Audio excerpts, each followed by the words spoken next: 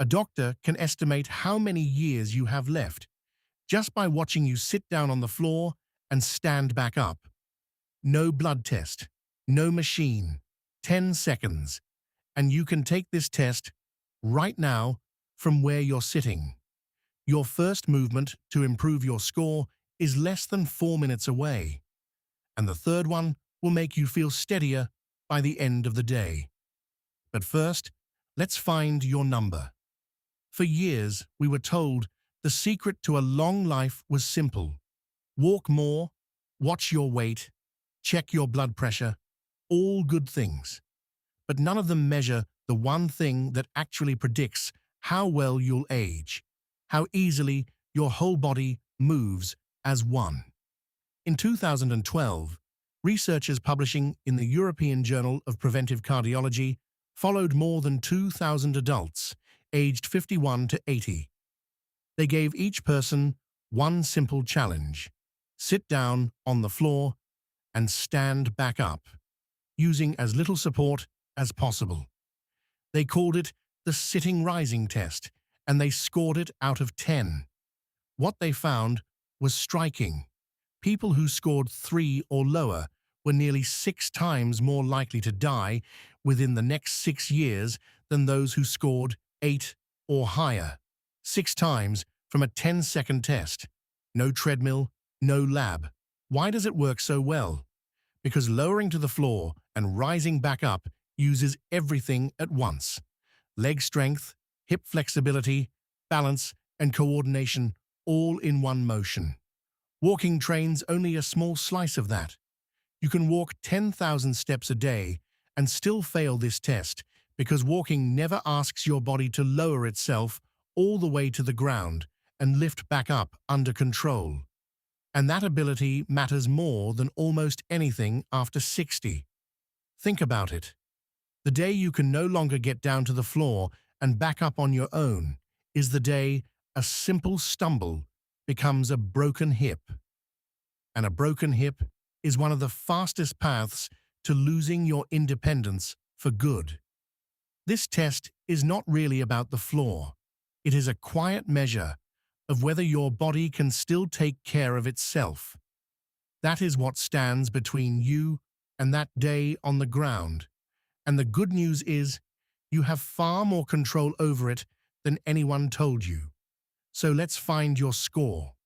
If you feel at all unsteady, stand beside a couch or a sturdy chair first. Safety comes before any number. If you're able, clear a little space and try it with me. You start with 10 points.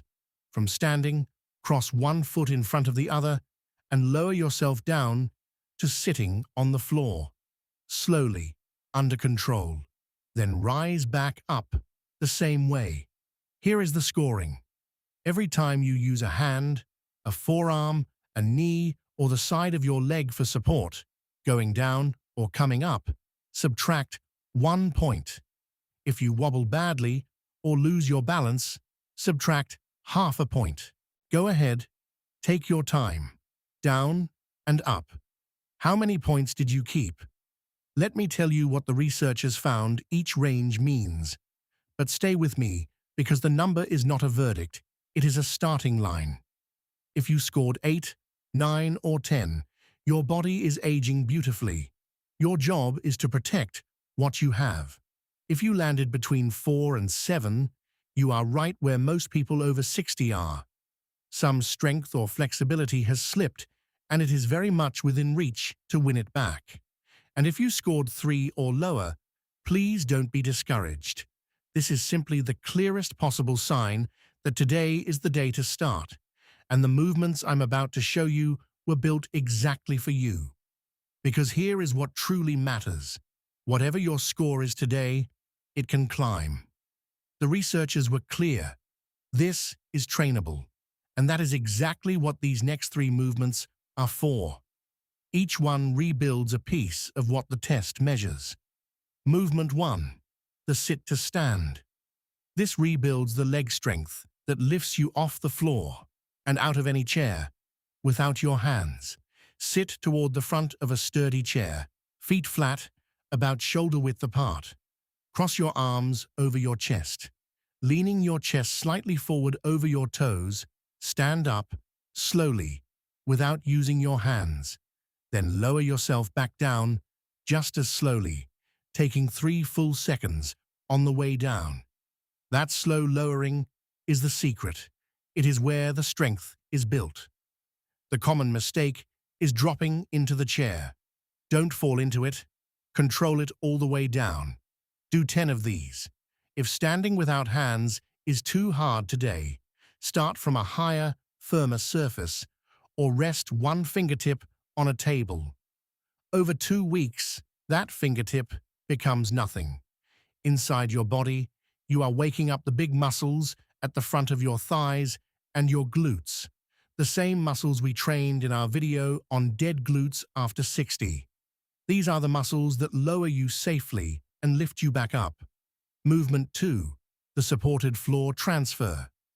This gives back the hip flexibility the test demands, the part most people over 60 have quietly lost. Stand next to your couch and place one hand on it for support. Step 1 foot back and lower that back knee to the floor, onto a cushion, into a half-kneeling position. Then bring the other knee down beside it. You are kneeling now. Pause. Then reverse it. 1 foot forward. Press up through that front leg to standing. That is 1. Move slowly and breathe. If your knees are sensitive, keep the cushion thick and soft. Do 5, resting whenever you need to. And here is the bridge to what's coming. The reason so many people fail the sitting rising test is not strength. It is that their hips and ankles have gone stiff, so they cannot fold down smoothly. This movement teaches your body that path again. The third movement is what makes the whole thing finally feel steady. The same day you start. Movement 3, the slow weight shift. This is the balance and coordination piece, and it is the one that gives relief the same day. Stand behind your chair, both hands resting on the back of it. Slowly shift all of your weight onto your right foot, and lift your left foot just an inch off the floor. Hold for 3 seconds.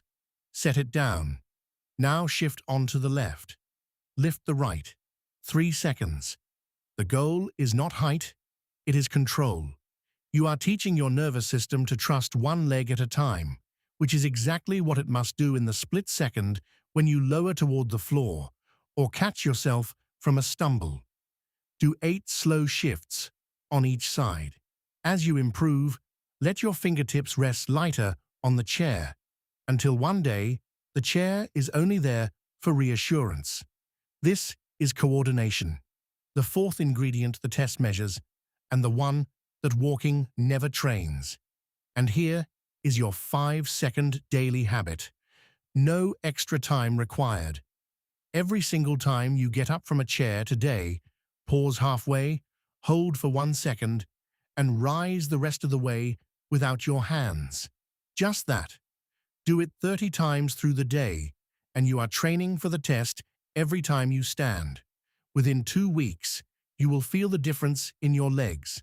So take your sitting rising test again in 2 weeks, after working these 3 movements a few times each week.